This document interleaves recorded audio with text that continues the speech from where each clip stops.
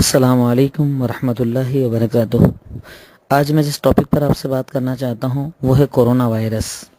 ابھی ہم سبھی انٹرنیٹ سے، آپ چاہے نیوز سے، چاہے پیپر سے، چاہے ہر جگہ اسی وائرس اور اسی بیماری کی بات چاروں طرف معاشرے اور سماج میں عام ہو رہی ہے، جس کو لے کر بہت ساری غلط فہمیاں بھی لوگوں کے دل اور دماغ کے اندر ہیں۔ لوگ بہت زیادہ کنفیوز ہیں اور بہت زیادہ ڈرے ہوئے ہیں۔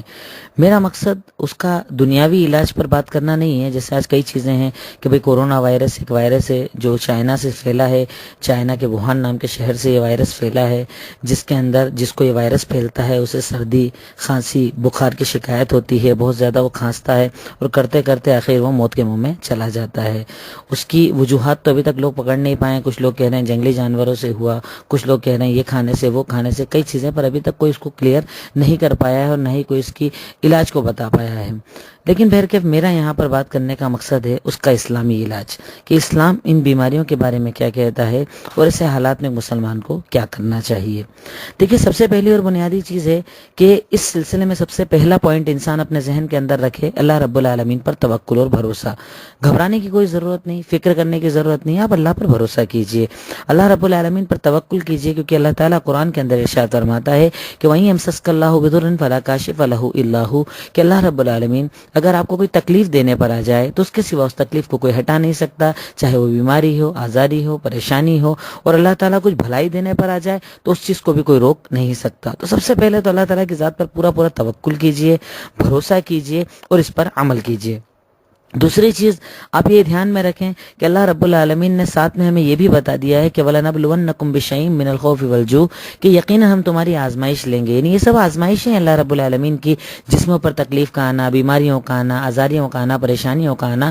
تو ایسے وقت میں گھبرانے کی جگہ اپنے عمل کو چیک کرنا چاہیے، اپنی کوتاہیوں کو ایک مومن کو چیک کرنا چاہیے۔ اب اگر ہم اس کی دینی اعتبار سے دیکھیں کہ وجہ کیا ہو سکتی ہے، تو سب سے پہلی اس کی وجہ یہ ہو سکتی ہے کہ ہمارا یقین اللہ رب العالمین کی آزمائشوں کے اوپر نہیں ہے۔ اللہ تعالیٰ نے جن چیزوں کو حرام کیا اس پر ہمارا یقین نہیں ہے اور ہم اس سے بچتے نہیں ہیں، جس سے ہمیں بچنا چاہیے، ٹھیک ہے۔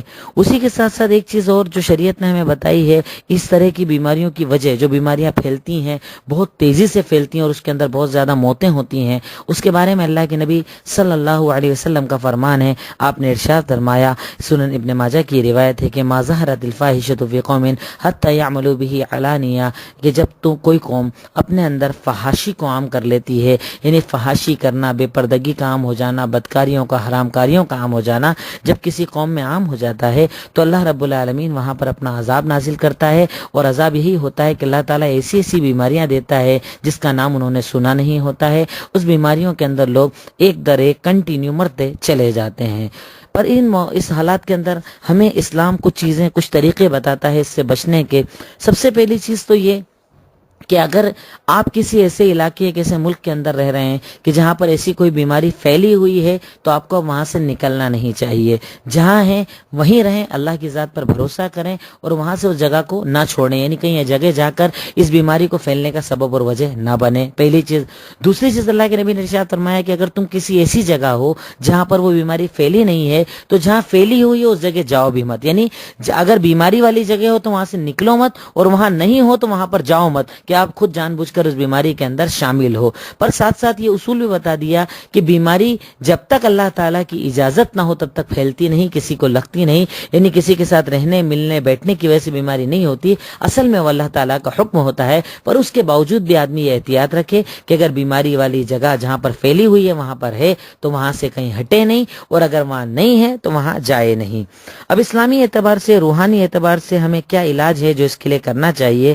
اب دیکھیں تو اس سلسلے میں ہمیں ایک تو اللہ کے نبی نے پروٹیکشن بتایا ہے بیماریوں کے آنے کے پہلے کرنے والا، جو ہمارے یہاں پر بہت زیادہ لوگ اس کو اہمیت نہیں دیتے، اس پر عمل نہیں کرتے۔ کچھ چیزیں جو اللہ کے نبی نے استعمال کرنے کے لیے ہمیں بتایا کہ ریگولر لائف کے اندر اسے استعمال کرے اگر آدمی، تو کئی بیماریوں سے بچ جائے گا، اس کا امیونٹی پاور مضبوط ہو جائے گا، بیماریوں سے لڑنے کی طاقت مضبوط ہو جائے گی باڈی کے اندر، جو ہم لوگ نہیں کرتے۔ جیسے اس میں سے ہے حبۃ السودا، کلونجی کا استعمال کرنا، بلیک سیڈ جس کو کہا جاتا ہے، آپ ریگولر استعمال کریں. کئی ڈاکٹر اس کے بارے میں کہتے ہیں کہ اگر صبح صبح خالی پیٹ کلونجی کے کچھ دانے کھائے جائیں تو ہر قسم کی بیماریوں سے آدمی بچ جائے گا، جس کے بارے میں اللہ کے نبی نے ارشاد فرمایا کہ موت کے علاوہ ہر بیماری کا علاج اللہ تعالیٰ نے کلونجی کے اندر رکھا ہے، تو آپ اس کو استعمال کریں. اسی طریقے سے اللہ کے نبی صلی اللہ علیہ وسلم نے سنن ابو داؤد کی روایت میں ارشاد فرمایا شہد کا پینا.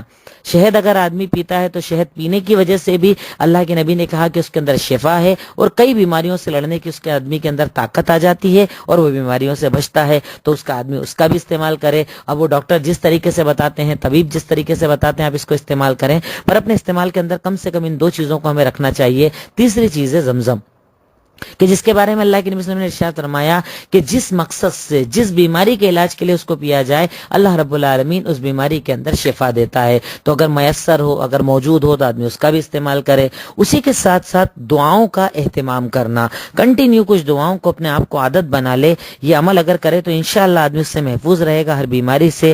سب سے پہلی چیز تو جو انسان عمل کرے وہ یہ کہ ایک دعا جو اللہ کے نبی نے ہمیں بتائی ہے، 2 دعائیں ہیں اصلاً. یہ 2 دعائیں صبح کے وقت 3 مرتبہ، شام کے وقت 3 مرتبہ اگر کوئی انسان پڑھ لے تو انشاءاللہ ہر بیماری، ہر تکلیف، ہر پریشانی سے وہ محفوظ رہے گا. خود بھی پڑھیے گا، اپنے بچوں کو بھی یاد کرائیے گا. صبح جب جائیں تب پڑھ کر جائیں، شام کو آئیں تب پڑھیں. خواتین، لیڈیز، جینٹس سب پڑھیں، یاد کریں اس دعا کو اور لوگوں کو یاد بھی کروائیں. وہ دعا ہے بسم اللہ الذی لا یضر مع اسمہ شیء فی الارض ولا فی السماء وهو السمیع العلیم. اور اس دعا کا مطلب ہے کہ میں اپنے صبح یا شام کی شروعات کرتا ہوں اس اللہ کے نام کے ساتھ کہ اگر اس کا نام میرے ساتھ ہو تو دنیا کی کوئی چیز مجھے تکلیف نہیں دے سکتی. اسی کے ساتھ اسپیشلی بیماریوں سے بچنے کی ایک اور دعا جو شریعت نے ہمیں سکھائی، آپ وہ بھی پڑھیں.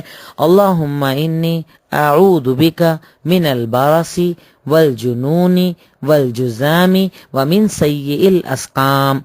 آپ دعا یہ پڑھیں کہ اللہ تعالیٰ میں تیری پناہ چاہتا ہوں برس کی بیماری سے، کوڑھ کی بیماری سے اور ہر بری بیماری سے. اس میں ساری بیماریاں آ گئی. اگر آپ یہ دعائیں پڑھیں گے تو انشاءاللہ اللہ رب العالمین آپ کو بیماریوں سے محفوظ رکھے گا.